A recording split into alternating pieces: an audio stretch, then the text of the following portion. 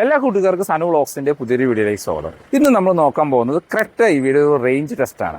ഏകദേശം 300 kilometre round ട്രിപ്പായിട്ട് നമ്മൾ ഓടിച്ചു നോക്കിയിട്ട് കമ്പനി പറയുന്ന റേഞ്ച് കാര്യങ്ങൾ കിട്ടുന്നുണ്ടോ എന്നാണ് നമ്മളിന്ന് ചെക്ക് ചെയ്യാനായിട്ട് പോകുന്നത്.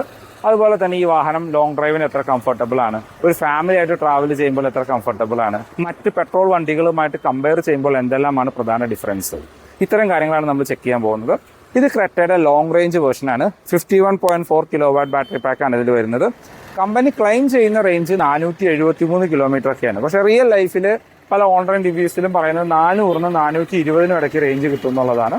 നമുക്ക് ആ പറയുന്ന റേഞ്ച് ഈ വാഹനത്തിന് ലഭിക്കുന്നുണ്ടോ, മാർക്കറ്റിലുള്ള മറ്റ് EVകളുമായിട്ട് കമ്പയർ ചെയ്യുമ്പോൾ ക്രെറ്റ EVയുടെ അഡ്വാൻറ്റേജസ് എന്താണ്, ഡിസഡ്വാൻറ്റേജസ് എന്തെല്ലാമാണ്, ഡീറ്റെയിൽ ആയിട്ട് ഈ വീഡിയോയിലൂടെ നമുക്ക് ചെക്ക് ചെയ്ത് നോക്കാം. ക്രെറ്റ EVയിൽ എനിക്ക് ഏറ്റവും ഇഷ്ടപ്പെട്ട ഒരു കളർ, ഇതിൻ്റെ ഒരു ഫുൾ ബ്ലാക്ക് കളർ വരുന്നുണ്ട്. ആ വാഹനം കാണാൻ നല്ല രസമാണ്, അത്യാവശ്യം നല്ല റോഡ് പ്രസൻസ് ആണ്. ഇപ്പോൾ മറ്റ് ഫീച്ചേഴ്സൊക്കെ നോക്കുകയാണെങ്കിൽ നമ്മൾ ഇതിൻ്റെ ഡീറ്റെയിൽഡ് വീഡിയോ നമ്മുടെ ചാനലിൽ കൊടുത്തിട്ടുണ്ട്. അതുകൊണ്ട് ഫീച്ചേഴ്സ് ഒന്നും വലിയ കാര്യമായിട്ട് നമ്മൾ എക്സ്പ്ലെയിൻ ചെയ്യുന്നില്ല. നമ്മൾ ആദ്യം പറഞ്ഞ പോലെ ഒരു നോർമൽ ക്രെറ്റ ടോപ്പ് എൻഡിൽ വരുന്നതിലും കൂടുതൽ ഫീച്ചേഴ്സാണ് ഇതിനകത്ത് കൊടുത്തിരിക്കുന്നത്. ഇപ്പോൾ വശങ്ങളിലേക്കൊക്കെ വന്നാൽ EV ആണെന്ന് മനസ്സിലാവേണ്ട അലോയ് വീൽസിൻ്റെ ഒരു ചേഞ്ച് മാത്രമാണ് വന്നിരിക്കുന്നത്. ഇപ്പോൾ ഇന്റീരിയറിലേക്കൊക്കെ നോക്കിക്കഴിഞ്ഞ് കഴിഞ്ഞാൽ ഒരു പ്രീമിയം ഇലക്ട്രിക് കാറിൽ വേണ്ട എല്ലാ ഫീച്ചേഴ്സും ഈ ക്രെറ്റ EVയിലും ഹ്യുണ്ടായി കൊടുത്തിട്ടുണ്ട്. ഇപ്പോൾ സെൻട്രൽ കൺസോളിലൊക്കെ ഉള്ള ഒരു ചേഞ്ചസ് കാര്യങ്ങൾ നിങ്ങൾക്ക് വിസിബിൾ ആണ്. ഇപ്പോൾ നമ്മൾ അകത്തേക്ക് കയറി കഴിഞ്ഞാൽ ഈ വാഹനം ഇപ്പോൾ 99% ആണ് ചാർജ് ഉള്ളത്. ഈ 99% ചാർജിൽ നമുക്ക് 470 കിലോമീറ്റർ റൈഡ് ചെയ്യാം എന്നാണ് ഇപ്പോഴത്തെ കണ്ടീഷനിൽ കാണിച്ചിരിക്കുന്നത്. അത് നമ്മുടെ ഡ്രൈവ് മോഡിനും കാര്യങ്ങളും എല്ലാം ഡിപ്പെൻഡ് ചെയ്ത് വ്യത്യാസം വന്നുകൊണ്ടിരിക്കും.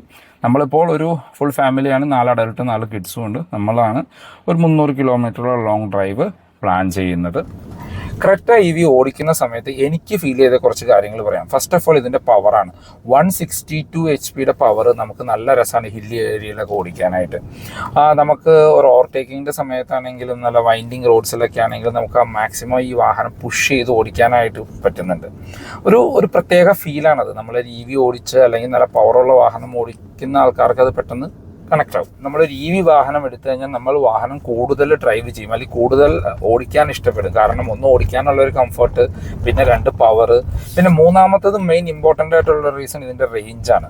നമ്മളിപ്പോൾ വൺസ് ഫുള്ള് ചാർജ് ചെയ്യണമെങ്കിൽ നമ്മൾ പുറത്തുനിന്ന് ചാർജ് ചെയ്ത് കഴിഞ്ഞാൽ നമുക്ക് ഏകദേശം 1000 തൊട്ട് 1200 രൂപ വരെയാണ് കോസ്റ്റ്. കാരണം ഒരു യൂണിറ്റിന് അവിടെ നമുക്ക് ചാർജ് വരുന്നത് 25 അല്ലെങ്കിൽ 26 ഹോം ചാർജിങ് അല്ല, പുറത്തുനിന്നുള്ള എക്സ്റ്റേണൽ ചാർജിങ് സ്റ്റേഷനിൽ നിന്ന്. അങ്ങനെ ചാർജ് ചെയ്ത് കഴിഞ്ഞാൽ നമുക്കൊരു 300 അല്ലെങ്കിൽ 350 കിലോമീറ്റർ ഓടാനായിട്ട് വേണ്ടി വരുന്നത് വെറും 1000 രൂപയാണ്. അല്ല, പെർ കിലോമീറ്റർ 3 അല്ലെങ്കിൽ 3.5 രൂപ. അപ്പോൾ ഒരു പെട്രോൾ കാറ് 1000 കിലോമീറ്റർ ഓടണമെങ്കിൽ നമ്മൾക്ക് ഏകദേശം 10,000 രൂപ കോസ്റ്റ് വരുന്നിടത്ത് ഈ ക്രെറ്റ EV അല്ലെങ്കിൽ ഒരു EV വാഹനം ഓടാനായിട്ട് നമുക്ക് വരുന്നത് വെറും 3000 രൂപയാണ്. അപ്പോൾ നമുക്ക് അത്രയും കൂടി വാഹനം ഓടിക്കാനായിട്ട്, അല്ലെങ്കിൽ വാഹനം ഉള്ളത് കൊണ്ട് ഒരു ലോങ് ഡ്രൈവ് ഒക്കെ പോകാനായിട്ട് നമുക്ക് ടെൻഡൻസി കൂടുന്നതാണ് എൻ്റെ ഒരു ഫീലിങ്സ്. EV വാഹനം കൊണ്ടൊക്കെ എൻ്റെ അഭിപ്രായത്തിൽ നമുക്ക് നല്ല രീതിയിൽ ലോങ് ഡ്രൈവ് പോകാനായിട്ട് പറ്റും. കാരണം നിങ്ങളിപ്പോൾ ഒരു പെട്രോൾ അല്ലെങ്കിൽ ഡീസൽ കാർ കൊണ്ട് ലോങ് ഡ്രൈവ് പോകുന്ന സെയിം തന്നെ നിങ്ങൾക്ക് EVയിലും പ്ലാൻ ചെയ്യാം. ആകെ ശ്രദ്ധിക്കേണ്ടത് നമ്മൾ പോകുന്ന ഈ ഡെസ്റ്റിനേഷനുകളിൽ ഒരു ചാർജിങ് പോർട്ട് അല്ലെങ്കിൽ ചാർജ് ചെയ്യാനുള്ള ഓപ്ഷനുകൾ അവൈലബിൾ ആവുക എന്നുള്ളത് മാത്രമാണ്. ഇപ്പോൾ വാഗമണിലൊക്കെ നോക്കുകയാണെങ്കിൽ നമുക്ക് 5ഓളം ചാർജിങ് സ്റ്റേഷനുകൾ അവൈലബിൾ ആണ്. നമ്മൾ ആ ഒരു ചാർജിങ് ഡെസ്റ്റിനേഷനിലേക്ക് എത്തുന്ന സമയത്ത് നമ്മളൊരു ബ്രേക്ക് എടുക്കുക, ഒരു ടീ ബ്രേക്ക് അല്ലെങ്കിൽ ഒരു ലഞ്ച് ബ്രേക്ക് ഒക്കെ എടുക്കുകയാണെങ്കിൽ ഹാഫ് ആൻ അവർ കൂടെ ഒക്കെ അവിടെ വണ്ടി കുത്തിയിട്ട് കഴിഞ്ഞാൽ ഏകദേശം ഒരു 60 to 70% ഒക്കെ ഫാസ്റ്റ് ചാർജിങ്ങിൽ ചാർജ് ആവും. അപ്പോൾ പിന്നെ വീണ്ടും നമുക്കൊരു 200-250 കിലോമീറ്റർ ഡ്രൈവ് ചെയ്യാനായിട്ടുള്ള എന്താ പറയുക ചാർജ് അതിനകത്ത് ബാലൻസ് ഉണ്ടാവും. അങ്ങനെ നമ്മൾ നോക്കി ഡ്രൈവ് ചെയ്യുകയാണെങ്കിൽ ഈസിലി നമുക്ക് ലോങ് ഡ്രൈവ് ഒക്കെ EV കൊണ്ട് പോകാവുന്നതാണ്. ഇപ്പോൾ കേരളത്തിൽ ഒരുവിധം എല്ലാ സ്ഥലങ്ങളിലും ചാർജിങ് സ്റ്റേഷൻസ് ആയിട്ടുണ്ട്. സെയിം തന്നെയാണ് കേരളത്തിന് പുറത്ത് പോയി കഴിഞ്ഞാലും ഒരുവിധം എല്ലാ ഏരിയകളിലും നമുക്ക് ചാർജിങ് സ്റ്റേഷൻസ് കാര്യങ്ങൾ അവൈലബിൾ ആണ്. ക്രെറ്റ EVയുടെ എക്കണോമിക്സ് ഒന്ന് നോക്കുകയാണെങ്കിൽ നമ്മൾ ഈ വാഹനം വീട്ടിൽ നിന്ന് ചാർജ് ചെയ്യുകയാണെങ്കിൽ നമുക്ക് ഒരു യൂണിറ്റ് ചാർജ് ചെയ്യാനായിട്ട് 8 അല്ലെങ്കിൽ 9 രൂപയാണ് കോസ്റ്റ് വരിക. അപ്പോൾ ഈ വാഹനം 50 കിലോവാട്ടാണ്. ഫുള്ള് ചാർജ് ആവാനായിട്ട് നമുക്ക് ഏകദേശം 400 രൂപയാണ് വീട്ടിൽ നിന്ന് ചാർജ് ചെയ്യുമ്പോൾ വരുന്ന കോസ്റ്റ്. 400 രൂപയ്ക്ക് നമ്മൾ ഫുൾ ചാർജ് ചെയ്യുകയാണെങ്കിൽ നമുക്ക് ഏകദേശം ഒരു 360 തൊട്ട് 400 കിലോമീറ്റർ വരെ ഓടി എന്ന് വിചാരിച്ചാൽ കൂടെയും പെർ കിലോമീറ്റർ ഓടാനായിട്ട് നമുക്ക് 1 രൂപ അല്ലെങ്കിൽ 1 രൂപ 25 പൈസ വരെയാണ് കോസ്റ്റ് വരിക. അതല്ല, നമ്മൾ പുറത്തുനിന്ന് ചാർജ് ചെയ്യുകയാണെങ്കിൽ നമ്മൾക്ക് ഔട്ട്സൈഡ് ചാർജിങ് യൂണിറ്റ് സ്റ്റേഷൻസിലെല്ലാം 25 അല്ലെങ്കിൽ 26 രൂപയാണ് ചാർജിങ്ങിൻ്റെ കോസ്റ്റ് വരുന്നത്. അവിടുന്ന് നമ്മൾ ചാർജ് ചെയ്യുന്ന സമയത്ത് നമ്മൾക്ക് ഫുൾ ചാർജ് ആവാനായിട്ട് ഏകദേശം ഒരു 1000 രൂപയുടെ അടുത്തേക്ക് ആയിരിക്കും കോസ്റ്റ് വരിക. അങ്ങനെ 1000 രൂപ കോസ്റ്റ് വന്നാൽ നമുക്ക് 1 കിലോമീറ്റർ റൈഡ് ചെയ്യാനായിട്ട് ഒരു 3 to 3.5 ഒക്കെ നമുക്ക് കോസ്റ്റ് വരും. അപ്പോൾ നമുക്കൊരു ഫുൾ ചാർജ് ചെയ്ത് കഴിഞ്ഞാൽ ഏകദേശം നല്ല രീതിയിലൊക്കെ ഓടിക്കുകയാണെങ്കിൽ 420 വരെയൊക്കെ നമുക്ക് എക്സ്പെക്ട് ചെയ്യാം.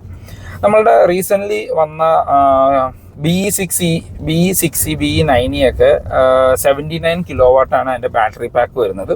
അത് നമ്മൾ എക്സ്റ്റേണലിൽ നിന്ന് ഫുൾ ചാർജ് ചെയ്യുകയാണെങ്കിൽ നമുക്ക് ഏകദേശം 2000 രൂപയുടെ അടുത്ത് കോസ്റ്റ് വരും. 2000 രൂപയിൽ നമുക്ക് റിയൽ ലൈഫിലെ റേഞ്ച് പറയുന്നത് 450-500 ഇടയ്ക്കൊക്കെയാണ്. അങ്ങനെ നമുക്ക് കിട്ടിക്കഴിഞ്ഞാൽ പോലും 1 കിലോമീറ്റർ റൈഡ് ചെയ്യാനായിട്ട് ഏകദേശം 4.7 തൊട്ട് 4.8 രൂപ, അതായത് 4 രൂപ 70 പൈസ തൊട്ട് 4 രൂപ 80 പൈസ വരെ നമ്മൾക്ക് കോസ്റ്റ് വരുന്നുണ്ട്.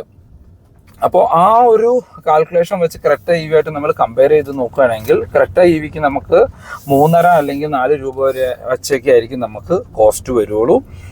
ഹോം ചാർജിങ് ഒക്കെയാണ് നിങ്ങളുടെ വീട്ടിൽ സോളാറൊക്കെ ഉണ്ടെങ്കിൽ അതിലും കോസ്റ്റ് കുറച്ചാൽ നമുക്ക് ചാർജ് ഉണ്ട്. ഇപ്പോൾ സോളാറൊക്കെ നോക്കുകയാണെങ്കിൽ നമ്മൾ വീട്ടിൽ ഇപ്പോൾ 5 കിലോ വാട്ടിൻ്റെ സോളാറൊക്കെ ആണെങ്കിൽ നമ്മളുടെ യൂസ് കഴിഞ്ഞ് ഒരു ഇയറൊക്കെ നോക്കുകയാണെങ്കിൽ ഒരു 1000 കിലോ വാട്ടൊക്കെ നമ്മൾ ചിലപ്പോൾ KSEBിയിലേക്ക് കൊടുക്കുന്നുണ്ടാവും. KSEB അതിന് നമുക്ക് പേയ്മെൻറ്റ് തരുന്നത് 3 രൂപ 3.5 രൂപ വെച്ചിട്ടൊക്കെയാണ്. ആ ഒരു ചാർജിങ് നിങ്ങൾ ഈ വാഹനത്തിലേക്ക് യൂസ് ചെയ്യാണ് എങ്കിൽ, അല്ലെങ്കിൽ ഒരു EV വാഹനത്തിൽ ക്രെറ്റയിലേക്കൊക്കെ യൂസ് ചെയ്യുകയാണെങ്കിൽ നിങ്ങൾക്ക് ഏകദേശം ഒരു യൂണിറ്റിന് അപ്പോൾ 3 രൂപ വെച്ച് കോസ്റ്റ് നോക്കുകയാണെങ്കിൽ വെറും 30 അല്ലെങ്കിൽ 40 പൈസക്കൊക്കെ ക്രെറ്റ അല്ലെങ്കിൽ ഒരു EV വാഹനം നിങ്ങൾക്ക് കൊണ്ടു നടക്കാനായിട്ട് പറ്റും. അതും ഇതിനകത്തുള്ളൊരു വളരെ ബിഗ് ആയിട്ടുള്ളൊരു അഡ്വാൻറ്റേജ് ആയിട്ട് എനിക്ക് ഫീൽ ചെയ്തിട്ടുണ്ട്. ക്രെറ്റ EVക്ക് കമ്പനി പറയുന്ന 420-450 ഇടയ്ക്ക് റേഞ്ച് കിട്ടണമെങ്കിൽ നമ്മൾ മാക്സിമം വാഹനം ഇപ്പോൾ ഇറങ്ങിറങ്ങുന്ന സമയത്ത് ഐ പെഡൽ ഡ്രൈവ് മോഡ്, അതായത് സിംഗിൾ പെഡലിൽ ഡ്രൈവ് ചെയ്യുന്ന ഓപ്ഷനിലും ഒരു റീജൻ 3 ഇട്ട് നമ്മൾ വാഹനം ഓടിക്കുകയാണ് എങ്കിൽ നമുക്ക് മാക്സിമം കമ്പനി പറയുന്ന റേഞ്ചിലേക്ക് എത്തും.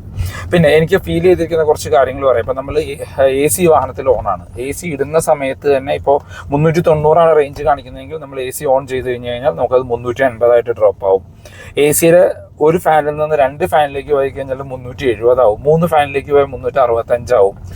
അങ്ങനെയെല്ലാം ഈ വാഹനത്തിൻ്റെ റേഞ്ചിൽ നമുക്ക് ഡിഫറൻസ് ഫീൽ ചെയ്യും. അതുപോലെ ഈ ഐപെഡൽ ഡ്രൈവിങ്ങിൽ നമ്മൾ നല്ല ഇറങ്ങുന്ന സമയത്തൊക്കെ ആണെങ്കിൽ നല്ല രീതിയിൽ ഈ വാഹനം ജനറേഷൻ ചാർജ് ചെയ്യുന്നതായിട്ട് നമുക്ക് ഫീൽ ചെയ്യുന്നുണ്ട്. പിന്നെ അതുപോലെ തന്നെ വാഹനം വളരെ ഫീച്ചറിസ്റ്റിക് ആണ്. ഒരുവിധം വേണ്ട എല്ലാ ഫീച്ചേഴ്സും ഉണ്ട്. സൺറൂഫ് ഉണ്ട്, അതും പനോറമിക് സൺറൂഫാണ്. ബോസിൻ്റെ ഒരു മ്യൂസിക് സിസ്റ്റം ഉണ്ട്, 10 ഇഞ്ചിൻ്റെ ഇൻഫർടൈൻമെൻറ്റ് സ്ക്രീൻ. നമ്മുടെ ഇൻസ്ട്രുമെൻറ്റ് ക്ലസ്റ്റർ ആണെങ്കിലും ഒരു 10 ഇഞ്ചിൻ്റെ സ്ക്രീനാണ് കൊടുത്തിരിക്കുന്നത്. അങ്ങനെ extra features, dual sound climatronic AC വരുന്നുണ്ട്. ഇതെല്ലാം നമ്മൾ യൂസ് ചെയ്യുന്നതിനെ ഡിപ്പെൻഡ് ചെയ്തിട്ട് നമ്മളുടെ പവറിൽ അല്ലെങ്കിൽ നമ്മളുടെ റേഞ്ചിൽ ചെറിയൊരു ഡിഫറൻസ് നമുക്ക് എല്ലാ സമയത്തും ഫീൽ ചെയ്യും. അപ്പോൾ മാക്സിമം നിങ്ങൾക്ക് റേഞ്ച് ലഭിക്കാനാണ് എങ്കിൽ ആ രീതിയിൽ നിങ്ങൾ വാഹനം ഓടിക്കുക. പിന്നെ ഇപ്പം നമ്മൾ ഈ വാഹനത്തിനകത്ത് ഞങ്ങൾ 4 പേരും 4 അഡൽട്ടും 4 കിഡ്സുമാണ് യാത്ര ചെയ്യുന്നത്. ഫുൾ ലോഡായിട്ട് ഈ വാഹനം വന്നിട്ട് നമുക്ക് ഒരു സ്ഥലത്തും പവർ ലാഗ് എന്നുള്ളൊരു സംഭവം ഫീൽ ചെയ്തിട്ടില്ല. ഇപ്പോൾ 169 HP ആണ് എൻ്റെ ഫുൾ പവർ വരുന്നത്. നമ്മൾ തമിഴ്നാട്ടിൽ റേഞ്ച് ചെയ്തപ്പോൾ ഒരു 0 to 100 ഒക്കെ ചെക്ക് ചെയ്തിരുന്നു. ഫുൾ ലോഡിൽ 0 to 100 നമുക്ക് അറൗണ്ട് 7.9 സെക്കൻഡ്സ് കൊണ്ടൊക്കെ നമുക്ക് എത്തുന്നുണ്ട്. ആ ഇനീഷ്യൽ പവറൊക്കെ നമുക്ക് ശരിക്കും ഫീൽ ചെയ്യുന്ന രീതിയിലാണ് അത് കൊടുത്തിരിക്കുന്നത്.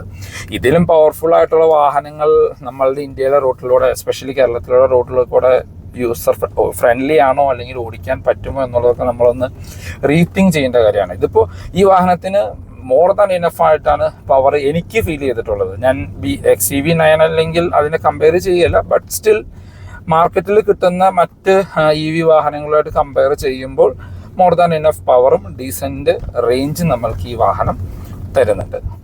ഇപ്പം നമ്മളൊരു ഹില്ലി ഏരിയയിലാണ്, നമ്മളിവിടെ നിന്ന് ഇറങ്ങാൻ പോവുകയാണ്. ഇപ്പോൾ ഇതിനകത്ത് കാണിക്കുന്നത് 101 കിലോമീറ്റർ ഓടാനുള്ള റേഞ്ച് ഉണ്ടെന്നും 26% ചാർജ്.